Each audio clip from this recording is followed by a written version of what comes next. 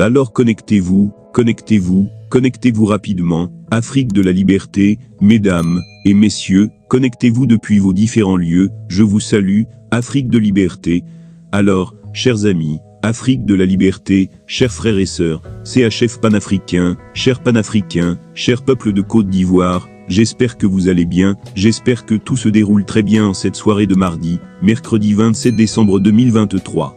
Alors, Afrique de la liberté, je vous salue tout simplement, et je vous demande de partager massivement cette vidéo, aussi taguez vos amis, invitez vos amis, n'oubliez pas en tout cas de vous abonner, si ce n'est pas chose faite, en tout cas abonnez-vous massivement, mais surtout activez la cloche de notification pour ne rien rater sur Génération Consciente Africaine, la chaîne panafricaine, la chaîne de résistance. Alors, qu'est-ce qui se passe, cher peuple de Côte d'Ivoire? Voici quelqu'un, voilà, voici le Chama de Boss, voici Alassane, l'acteur, l'imposteur, voici un vieux menteur, voici un vieux qui est fini, et les Ivoiriens sont encore assis là en train de le regarder faire. Voici quelqu'un qui est lâché, voici quelqu'un qui aujourd'hui n'a même plus, en tout cas, de soutien, Alassane Dramane Ouattara. Afrique de liberté, ce soir, on va rapidement rentrer en profondeur et vous expliquer, en tout cas, son calvaire. Voilà, parce que les calvaires de Dramane Ouattara ont commencé, et ce malheur, en tout cas, son malheur, ne fait que commencer. Dramane Ouattara, aujourd'hui lâché par la France, lâché par la CEDEAO, lâché par tous ses amis, il faut que les Ivoiriens comprennent que ce monsieur qui est en Côte d'Ivoire aujourd'hui, qui se permet en tout cas tout, n'est plus rien, c'est une coquille vide qu'il faut rapidement balayer, c'est ça qui est la vérité, et c'est ça, en tout cas, qui est le vrai point. Donc, ce soir, Afrique de liberté, on va donc rapidement rentrer en profondeur, et vous expliquer certaines choses, et vous allez comprendre que ce terroir, ces détecteurs, en tout cas, c'est fini, c'est fini. Les Ivoiriens, en tout cas, doivent prendre leurs responsabilités, on ne doit plus accepter en tout cas, tout ce qui se passe dans notre pays, la Côte d'Ivoire. Nous devons récupérer la Côte d'Ivoire, nous devons soigner la Côte d'Ivoire qui est tellement malade. Partagez la vidéo, je vous prie, ensemble on va rapidement écouter cette vidéo, et tout à l'heure, on va essayer d'intervenir, si on a encore le temps, mais Alassane, vous devez savoir que c'est terminé, même la France, en tout cas, ne veut plus le sentir. Écoutons la vidéo, et à tout à l'heure, on y va. Comment on appelle? Le Conseil constitutionnel a donné les résultats, Alassane est resté dans sa coquille, il a fallu la validation de Macron, vous êtes tous là, et vous savez tous, que c'est vrai. Alors, chers frères, chers camarades, qu'est-ce qui se passe? Alassane Dramane Ouattara lâché, voici que même, la CEDEAO a trahi Alassane Ouattara, la CEDEAO a trahi Alassane Ouattara était prêt à courir le risque d'aller faire la guerre pour Macron, mais Alassane Ouattara a montré à Macron que sans Macron, lui, il n'est rien, lui, Alassane Dramane Ouattara, là, sans Macron, il n'est rien. Donc, sans Macron, c'est-à-dire sans la France, la Côte d'Ivoire, ne pouvait pas aller faire la guerre au Niger, sans la France, ils n'ont pas pu, parce que lorsque la France se retire, plus rien, silence radio. C'est ainsi que les autres membres de la CEDEAO ont trahi Alassane Ouattara, le Togo a trahi Alassane Ouattara, le Bénin a trahi Alassane Ouattara. Je ne parle pas dans le dos d'un cadavre, le Bénin est là, et je parle. Si Patrice Talon dit que je mens, qui se lève, qui lève le doigt, pour dire qu'il n'a pas trahi Alassane Ouattara. Si eux, dit que je mens, qu'il lève le doigt, pour dire qu'il n'a pas trahi Alassane Ouattara. Le Bénin a trahi, le Togo a trahi Alassane Dramane Ouattara. Nous, là, on était déjà prêts à accueillir les forces maléfiques de la CEDEAO. Malheureusement, il y a trahison au sein de la CEDEAO. La trahison est partie du Nigeria, le Nigeria a trahi, parce que le Nigeria, business, connaît la guerre, ils sont pas trop dedans, c'est business.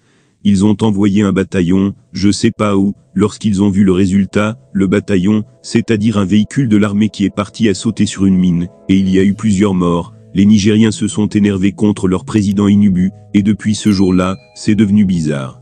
Inubu n'est pas Gawa, Chin a dit à Alassane Ouattara que lui, il connaît le business, à faire de la guerre là, lui, il maîtrise pas ça trop, parce que lorsqu'ils ont coupé l'électricité au Niger là, ils ont perdu beaucoup d'argent, et ça a mis en colère les sénateurs nigérians plutôt, et depuis ce jour-là, le Nigeria a dit que là, c'est le business, et c'est le business. C'est ainsi que le Nigeria a trahi Alassane Ouattara. Le Ghana, silence, le Ghana, il fait comme s'il dit, lorsque cette histoire a commencé, il a lancé cette histoire de dire que le Ghana est en faillite, on dit allons faire la guerre au Niger, le Ghana lance un discours, pour dire que, ils sont en faillite, donc ils ne pouvaient pas aller faire la guerre.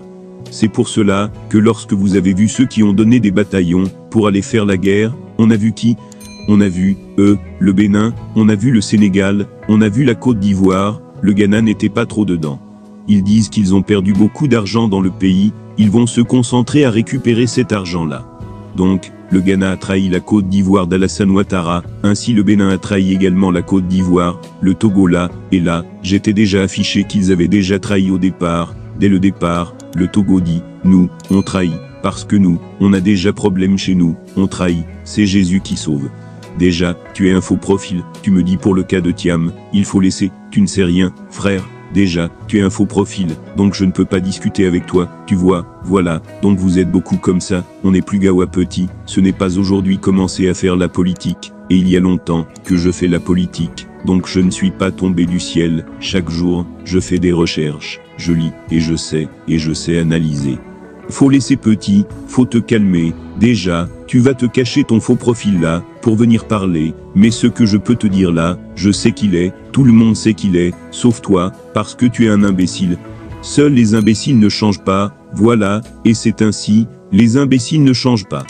Donc, chers frères, camarades, comme je l'ai dit, Alassane Ouattara a été trahi, il a été trahi par tous, la Sedio, ses amis, par tous. Lorsqu'Alassane a parlé d'aller attaquer le Niger, il y a eu des murmures dans l'armée de Côte d'Ivoire, l'armée de Côte d'Ivoire a commencé à grogner, il y a eu des emprisonnements, il y a eu, comment on dit ça, même Alassane Ouattara a mis beaucoup d'argent en jeu, parce qu'il a promis beaucoup d'argent, il a promis beaucoup d'argent à, comme je l'ai toujours dit, au gradé de l'armée de Côte d'Ivoire, afin de faire la guerre au Niger.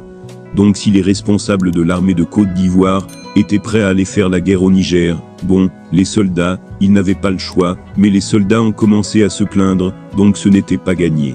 C'est là qu'il a sélectionné, c'est ces mercenaires, les soldats de Tidjane Dramane Ouattara, le bataillon qui a été envoyé à la frontière du Burkina, du Mali, c'est dans ce cadre-là, la plupart sont les mercenaires d'Alassane Ouattara, parce que pour eux, ils étaient en cachette.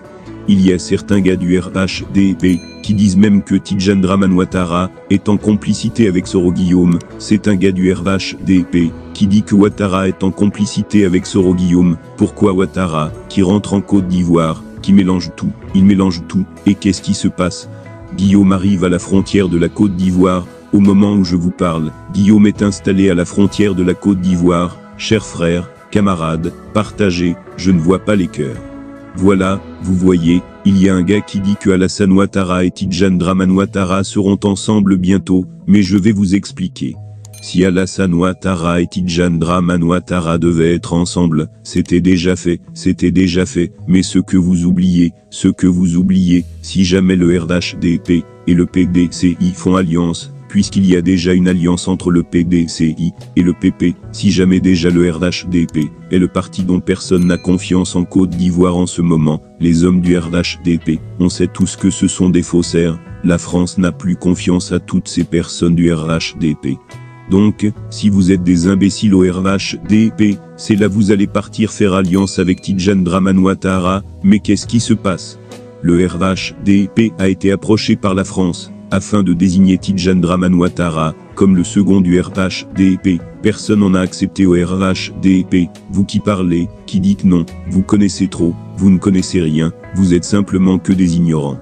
Je vous dis que le RHDP a été approché déjà, afin que Tidjane Dramane Ouattara puisse être le candidat du RHDP. Ils ont refusé, parce que si Tidjane Dramane Ouattara devient le président du RHDP, toutes ces personnes qui ont participé à voler l'argent de la Côte d'Ivoire, les malfrats, comme Alassane Ouattara, son petit frère, Adama Bictogo, toutes ces personnes qui sont dans le RHDP, iront en prison, je vous le jure, je ne dis pas qu'on me l'a dit, hein, je vous dis que si jamais le RHDP, parce qu'ils n'ont plus le choix, ils sont perdus en ce moment, où je vous parle là, donc maintenant, si vous blaguez, vous partez chercher une alliance avec Tidjane Dramane Ouattara, il va accepter, puisque si vous acceptez une alliance, c'est que c'est Tidjane Dramane Ouattara, qui sera le candidat du RHDP, et si vous êtes du RHDP, chers frères, vous allez vous retrouver tous en prison, en commençant par Alassane Ouattara, parce que de qui la France veut se débarrasser?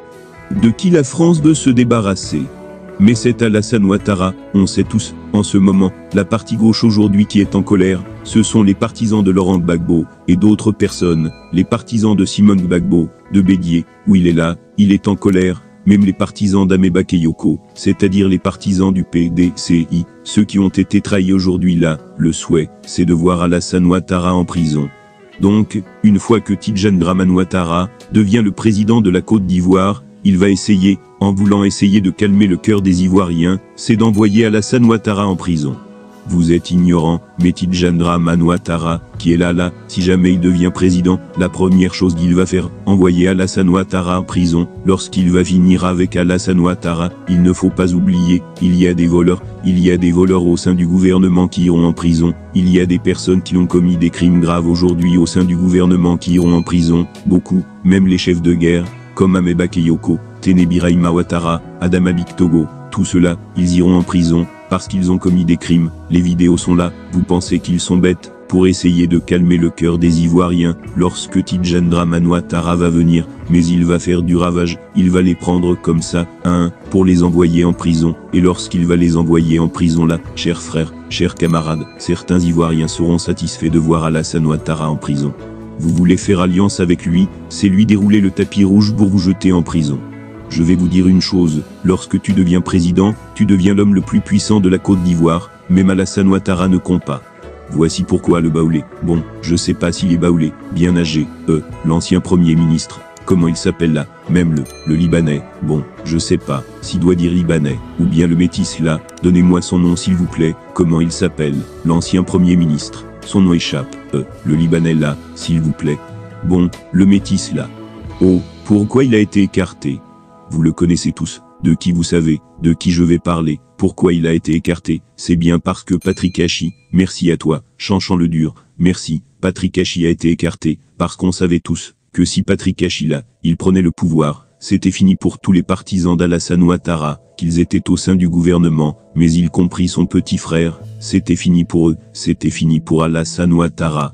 Voici pourquoi Patrick Hachi était écarté, sinon Patrick Hachi était le meilleur candidat du RHDP, le meilleur candidat du RHDP, c'était Patrick Hachi.